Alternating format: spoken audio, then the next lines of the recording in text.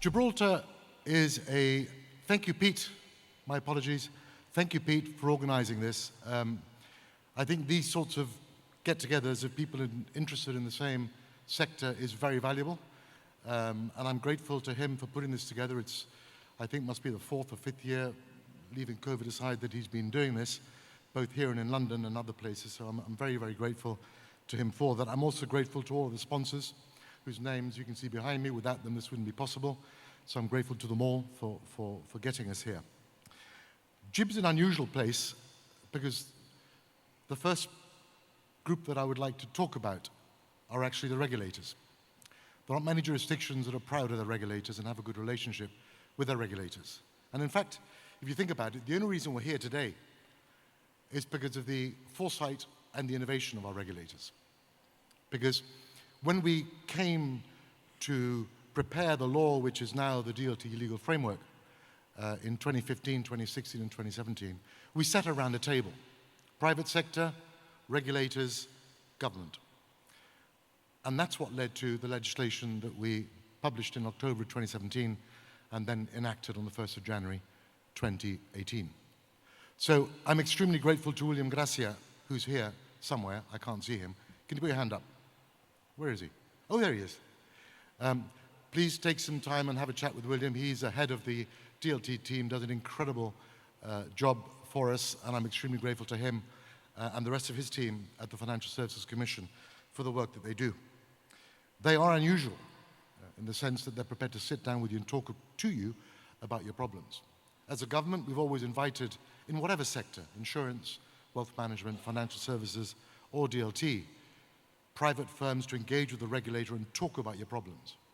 Because the sooner we understand the problems that you have, the more we can help and avoid the sorts of failures that we never want to see.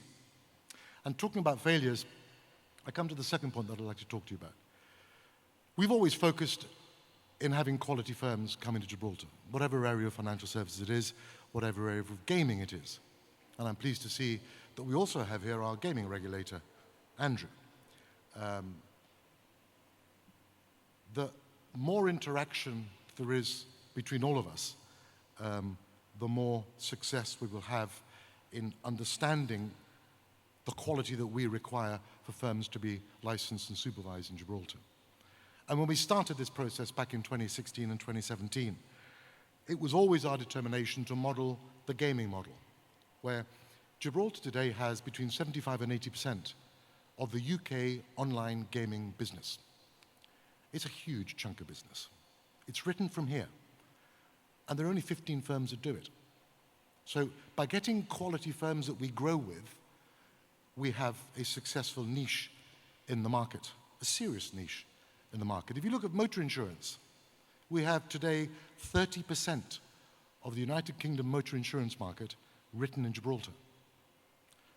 1 in every 3 cars in the UK has got a GIB insurance policy in its glove compartment. It's extraordinary. Same again, how many firms? Very few. So we don't take the view that we want hundreds of blockchain firms in Gibraltar. We don't. We want a small number of good ones that will grow with us. Because the insurance firms that deliver to us 30% of the UK market today are the same firms that were delivering 19% and 20% 5 and 6 and 7 years ago. They've grown and we've grown, and we do this together. And so when I tell you that today we've got 15 firms in the blockchain space licensed, I am extraordinarily happy with that number because we set the bar high, we supervise it to that same standard, and we ensure that we get back to us a long-term sustainable business that the community will be able to enjoy and work with. And during this time, of course, we've also had the huge benefit of our own professionals, lawyers, accountants, banks, intermediaries, getting to learn more and more about this industry with you. And that's what we've done in gambling, and that's what we've done in insurance, and that's what we very much hope to see happen in this sector. And I can tell you that it's already begun to happen. I can also tell you that we've got 15 full applications pending with William's team at the regulator. It's a very good number. We'll see how many of those make it through the process. We also have 6 who are now categorized and waiting to go into the full application, and we have 3 in the pre-application stage. So the track coming along is very, very positive.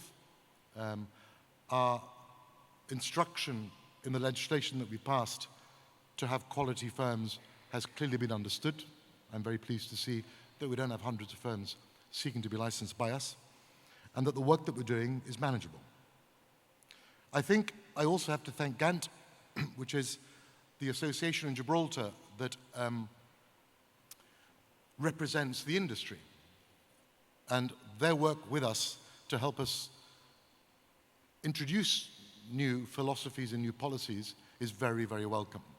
They are now currently in the process of doing a paper for us on DeFi. And that's probably the next stage of the evolution of our regulatory framework, how we deal with that. So I'm looking forward to continuing to engage with them in taking that forward in the coming weeks and months. And my thanks to them also for their support. I mean, when people ask me, what do I know about this and what do I know about that, the honest truth is I don't know very much. But I'm very fortunate to have people close to me that do. And each of those associations, whether it's GANT, whether it's GIFIA, I'll talk about in a minute, it is their expertise and resource that we draw on to enable us to make important policy decisions with the regulators. So I'm very, very grateful to GANT, as I am to GIFIA. GIFIA are the fund association. So all people and all groups in GIB working in the fund space are members of GIFIA. And they too have been very active in your space. Gibraltar's come within the top 3 crypto funds jurisdictions in the latest, I think it's, my gosh, I think it's EY. Is it EY? Can somebody say yes? Is it EY? You don't know. PwC, there you are, somebody's listening. In the latest PwC survey. So it shows for the 2nd year running that we're making some serious inroads in that space, and I'm grateful to GIFIA for the extraordinary work they do in that. The space is going to continue to change. You've got MiCA coming in the European Union. You've got the United Kingdom moving in terms of what they're doing. We're engaging with Treasury in the UK in the work they're currently doing on the central, on the CBDCs. And the US is also moving. So I think there's a lot of change coming, and we certainly want to continue to work with you in being engaged and understanding those changes and how we can participate and be involved in that. So you've got many more interesting people than me to listen to during the course of today. So I shall welcome you all, wish you a fabulous couple of days together of, I hope, learning, exchanging ideas, and considering the wonderful framework that we set up for you here in Gibraltar and how that can be of best use to you. So thank you very much for your time and have a great couple of days.